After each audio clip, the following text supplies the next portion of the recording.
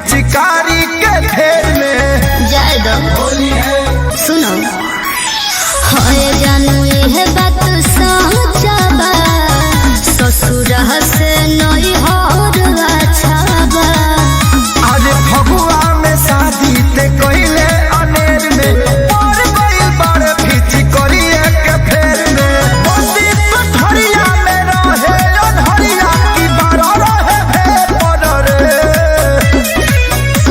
बलनुआ डललस है पर रे भइल बने होली न रे पर रे। बलनुआ डललस है पर रे भइल बने होली न रे पर रे।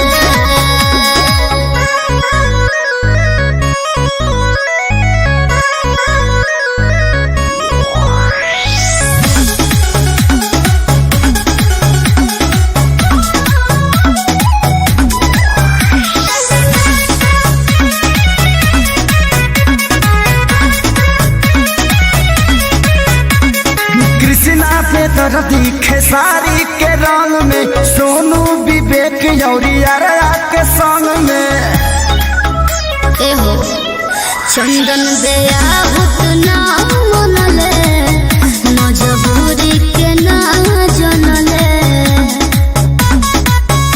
अरे कृष्णा पे दर्दी खेसारी के रंग में सोनू विवेक यौरिया के संग में खाली पौरा लगा खेलले बाकी पेढ़ी सिली पर रे बलनुआ डललस है पर रे भइल बने होली न रे पर रे। बलनुआ डललस है पर रे भइल बने होली न रे पर रे।